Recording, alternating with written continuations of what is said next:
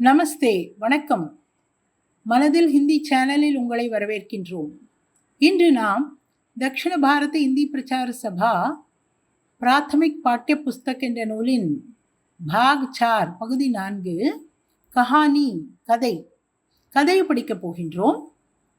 கஹானி சங்கியா 7, கதை எண் 7, மெஹனத் கி கமாயி, உழைப்பினால் வந்த சம்பளம், உழைப்பின் ஊதியம். மெஹனத் என்றால் உழைப்பு, கமாயி என்றால் சம்பாத்தியம், ஏர்னிங் என்று ஆங்கிலத்தில் சொல்வோம் அல்லவா, அதுதான் கமாயி. இது ஒரு பெண்பால் சொல், எனவே கி என்று வந்துள்ளது. இந்த கதையை எழுதியவர் சுதர்ஷன் அவர்கள் ஆவார். சுதர்ஷன். இந்த கதையில் ஒரு பணக்கார தந்தையார் தனது சோம்பேறி மகனை எப்படி திருத்துகின்றார் என்று கதாசிரியர் மிக அழகாக விளக்கி இருக்கின்றார். சரி, கதையை பார்க்கலாமா? பிருஷ்ட சங்கியா 107, பக்கம் எண் 107. एक अमीर बाप ने अपने आलसी बेटे को बुलाकर कहा, ஒரு பணக்கார தந்தையார் தனது சோம்பேறி மகனை கூப்பிட்டு கூறினார், அழைத்து கூறினார். அமீர் பாப் என்றால் பணக்கார தந்தையார், ஆலசி பேட்டே என்றால் சோம்பேறி மகன், புலாக்கர் கஹா என்றால் அழைத்து கூறினார். ஜா குச் கமாலா, போ ஏதாவது சம்பாதித்து கொண்டு வா. குச் கமாலா, கமாலா என்றால் சம்பாதித்து வா என்பது பொருள், சம்பாதித்து கொண்டு வா என்பது பொருள். லடுக்கா லாபரவாக और निर्लज्ज था, மகன் லாபரவாக என்றால் எதையும் சட்டை பண்ணாதவன், எதை பற்றியும் கவலைப்படாதவன். நிர்லஜ்ஜ வெட்கம் இல்லாதவன். நிர்லஜ்ஜ என்றால் என்ன? வெட்கமே கிடையாது, எதை பற்றியும் கவலைப்பட மாட்டான், வெட்கமும் இல்லை, அப்படிப்பட்ட மகன் அவன். காம் கர்னேக்கு உஸ்கி ஆதத் ந தீ, வேலை செய்யும் பழக்கமே அவனுக்கு இல்லை. காம் கர்னேக்கு உஸ்கி ஆதத் ந தீ, அவனுக்கு வேலை செய்யும் பழக்கமே இல்லை. ஆதத் என்றால் பழக்கம், காம் கர்னேக்கு என்றால் வேலை செய்யும். இந்த ஆதத் என்பது பெண்பால் சொல், எனவே கி என்று வந்துள்ளது.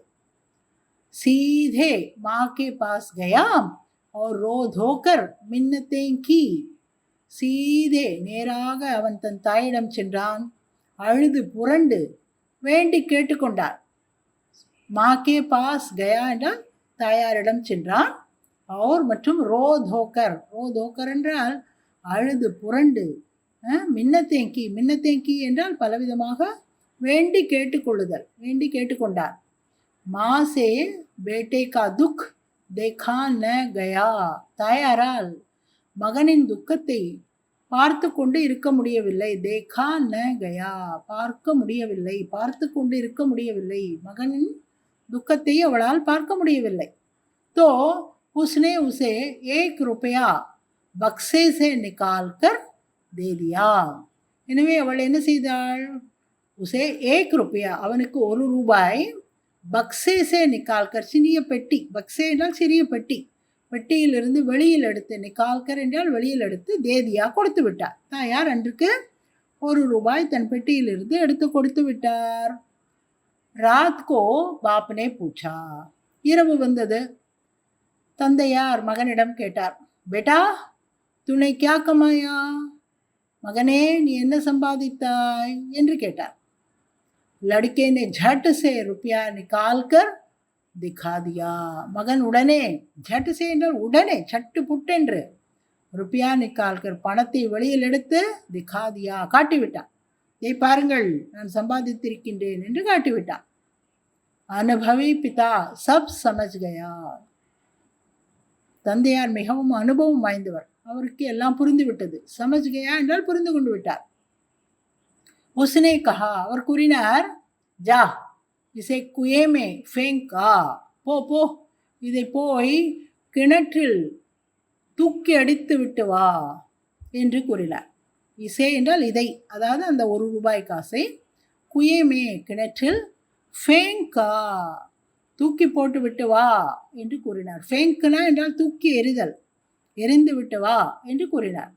லடுக்கேனே झटपट जाकर रुपया कुएं में डाल दिया, பையன் உடனடியாக சென்றான், அந்த பணத்தை கிணற்றில் போட்டான், வந்து விட்டான். அப்பா சொன்னார் அல்லவா கிணற்றில் போடு என்று, அதனால் போட்டு விட்டான். லடுக்கேனே झटपट जाकर உடனடியாக போய் रुपया कुएं में डाल दिया, பணத்தை கிணற்றில் போட்டு விட்டான். அகலே தின் பிதானே ஃபிர் கஹா, மறுநாள் மீண்டும் தந்தையார் கூறினார். ஃபிர் கஹா, மீண்டும் கூறினார். ஜா குச் கமாலா, போ ஏதாவது சம்பாதித்து வா. நஹி தோ ஆஜ் போஜன் நஹி மிலேகா, இல்லாவிட்டால் உனக்கு சாப்பாடு கிடைக்காது. போஜன் நஹி மிலேகா, போஜன் நஹி மிலேகா என்றால் சாப்பாடு உனக்கு கிடைக்காது என்று கூறிவிட்டார். லடுக்கா அப்பனி பெஹன் கே பாஸ் ஜாக்கர் ரோனே லகா, இன்று அவன் என்ன செய்தான், தன் சகோதரியிடம் சென்றான். சகோதரியிடம் சென்று அழத் துவங்கினான். பெஹன் கே பாஸ் ஜாக்கர் ரோனே லகா, பெஹன் என்றால் சகோதரி, சகோதரியிடம் சென்றான், அழத் துவங்கினான். ரோனே லகா, அழத் துவங்கினான். பெஹன் நே तरस खाकर 1 रुपया उसे दे दिया, சகோதரிக்கு அவன் மேல் இரக்கம் வந்தது. தரஸ் கானா என்றால் இரக்கம், இரக்கம் செய்தல், இரக்கம் காட்டுதல், இரக்கம் காட்டி 1 रुपया उसे दे दिया, அவளும் 1 ரூபாய் அன்னைக்கு கொடுத்து விட்டாள் அவனுக்கு.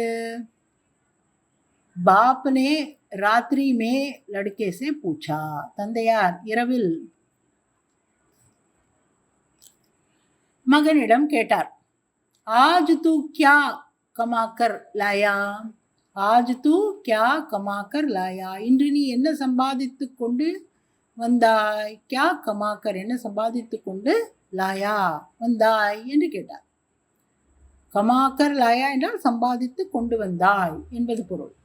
लड़के ने 1 रुपया जेब में से निकाल कर बाप के सामने रख दिया, பையன் என்ன செய்தான், 1 ரூபாயை தனது ஜேபியிலிருந்து எடுத்தான், தந்தையாரின் முன் அதை வைத்தான்.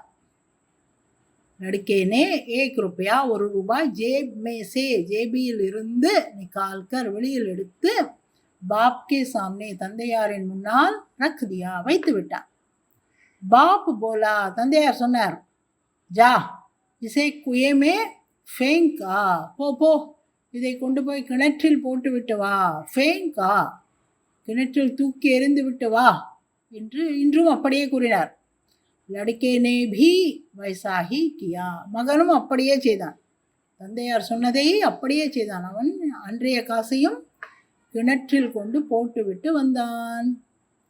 அனுபவி பிதானே பத்னி और बेटी को बाहर भेज दिया, இப்பொழுது தந்தையார் என்ன செய்தார், மனைவியையும் மகளையும் வெளியில் அனுப்பிவிட்டார். பாகர் பேஸ்தியா, வெளியில் அனுப்பிவிட்டார்.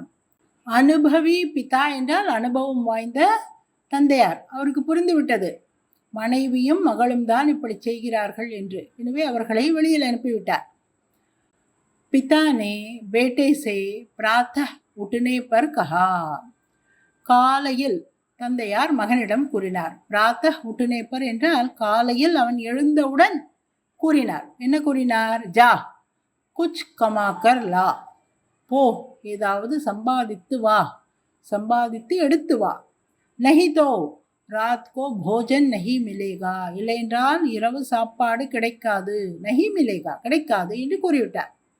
பேட்டா தின் பர் சுஸ்து பைட்டா ரஹா, நாள் முழுவதும் அவன் சோம்பேறியாக உட்கார்ந்து கொண்டிருந்தான். சுஸ்து, சுஸ்து என்றால் சோம்பேறித்தனம், சோம்பேறித்தனமாக உட்கார்ந்து கொண்டிருந்தான். உஸ்கி ஆங்கோ சே ஆசு பெஹத்தே ரஹே, அவனது கண்களிலிருந்து கண்ணீர் வழிந்து கொண்டே இருந்தது. ஆசு பெஹத்தே ரஹே, கண்ணீர் வழிந்து கொண்டே இருந்தது. உஸ்கி ஆங்கோ சே, அவனது கண்களில் இருந்து. ஆங்க் என்பது பெண்பால் சொல், அதனால் உஸ்கி ஆங்க் என்று வந்துள்ளது. கோயி உஸ்கி சுத் லேனே வாலா ந தா, அவனை பற்றி நினைப்பவர்கள் யாருமே அங்கு இல்லை. சுது என்றால் நினைவு, அவனை பற்றி நினைப்பவர்கள். உஸ்கி சுது, அவனை பற்றி யோசிப்பவர்கள், அவனுக்காக சிந்தனை செய்பவர்கள் யாருமே அப்பொழுது அங்கு இல்லை. विवश होकर संध्या के समय वो उठा और बाजार में मजदूरी खोजने लगा. विवश होकर வேறு வழி இல்லாமல், ஹெல்ப்லெஸ்லி என்று ஆங்கிலத்தில் சொல்வோம் அல்லவா, அதைத்தான் விவஷ் ஹோக்கர் என்று கூறுவார்கள். விவஷ் ஹோக்கர் என்றால் வேறு வழி இல்லாமல். சந்தியாகே சமய, மாலை ஆனவுடன் ஓ உட்டா, அவன் எழுந்திருந்தான். और बाजार में मजदूरी खोजने लगा. கடை வீதிக்கு சென்று ஏதாவது கூலி வேலை கிடைக்குமா என்று பார்த்தான். மஸ்தூரி என்றால் கூலி வேலை, கோஜினே லகா என்றால் தேடத் துவங்கினான். அதாவது மாலையில் கடை வீதிக்கு சென்று கூலி வேலை ஏதாவது கிடைக்குமா என்று தேடத் துவங்கினான். एक सेठ ने कहा, मेरा ये संदूक उठाकर घर पहुंचा दे, मैं तुझे 4 आने दूंगा. ஒரு சேட் கூறினார், என்னுடைய இந்த பெட்டியை எடுத்துக்கொண்டு போய் வீட்டில் சேர்ப்பித்து விடு, உனக்கு நான் 4 அணாக்கள் தருகின்றேன் என்று அந்த சேட்டு கூறினார். மேரா ஏ சந்தூக், என்னுடைய இந்த பெட்டி, சந்தூக் என்றால் பெரிய இரும்பு பெட்டி, உठाकर எடுத்து, घर पहुंचा दे வீட்டில் கொண்டு சேர்ப்பி, அதாவது இந்த பெட்டியை வீட்டில் கொண்டு வை. பहुंचा दे என்றால் சேர்ப்பித்தல், घर पहुंचा दे என்றால் வீட்டில் சேர்ப்பித்தல் என்பது பொருள். அதாவது வீட்டிற்கு கொண்டு போய் வை இந்த பெட்டியை. मैं तुझे நான் உனக்கு 4 ஆனே दूंगा, 4 அணாக்கள் தருகின்றேன். 4 அணா என்றால் 25 காசுகள். ஒரு அணா என்பது 6 காசு. 4 அணா என்றால் 24 காசு. ஆனால் 25 காசைத்தான் அந்த காலத்தில் 4 அணா என்று கூறுவார்கள். சரியா? 4 அணா கொடுக்கின்றேன், இதை கொண்டு போய் என் வீட்டில் வை என்று அந்த சேட் கூறினார். उस अमीर बाप के बेटे ने संदूक उठाकर सेठ के घर पहुंचाया और 4 आने कमाए. उस अमीर बाप के बेटे ने, அந்த பணக்கார தந்தையாரின் மகன், சந்தூக் உட்டாக்கர் பெட்டியை தூக்கி கொண்டு போய் சேட்டுக்கே கர் பहुंचाया, சேட்டின் வீட்டில் கொண்டு போய் சேர்ப்பித்தான், கொண்டு போய் வைத்தான். और 4 आने कमाए, 4 அணாக்கள் சம்பாதித்தான். கமாயே என்றால் சம்பாதித்தான். वो थक कर चूर चूर हो गया था, அப்படியே ஓய்ந்து போய்விட்டான். தக்னா என்றால் ஓய்ந்து போகுதல், சோர்வடைதல், டயர்ட் ஆகிவிட்டான். சூர் சூர் ஹோகே என்றால் அவன் இதுவரையில் வேலையே செய்தது இல்லை அல்லவா, எனவே அன்று அவன் அப்படியே தளர்ந்து போய்விட்டான். उसके पांव कांप रहे थे और गर्दन तथा पीठ में भयंकर दर्द हो रहा था. उसके पांव, அவனது கால்கள், காம்ப் ரஹே தே நடுங்கின, அவனது கால்கள் எல்லாம் நடுங்கின. और गर्दन, गर्दन என்றால் கழுத்து, तथा पीठ, पीठ என்றால் முதுகு, பயங்கர் தர்த் ஹோ ரஹா தா, கழுத்திலும் முதுகிலும் பயங்கரமான வலி ஏற்பட்டிருந்தது. அதாவது அவன் இத்தனை நாள் வேலையே செய்ததில்லை. எனவே இன்று பெட்டியை தூக்கியவுடன் கால்கள் நடுங்கின, கழுத்து வலித்தது, முதுகு வலித்தது, இப்படி அவன் கஷ்டப்பட்டான். ராத் கோ பாப் நே பூச்சா, இரவு வந்தது, தந்தையார் கேட்டார், பேட்டா ஆஜ் தூனே கியா குச் கமாயா, மகனே இன்று நீ ஏதாவது சம்பாதித்தாயா? கியா குச் கமாயா, என்ன ஏதாவது சம்பாதித்தாயா என்று கேட்டார் அவர். லடுக்கேனே சவன்னி நிகால்கர் திக்காயி, மகன் என்ன செய்தான்? சவன்னி, 4 அணாவை நிகால்கர் வெளியில் எடுத்து, திக்காயி காட்டினான், தந்தையாரிடம் காட்டினான். திக்காயி என்றால் காட்டினான்.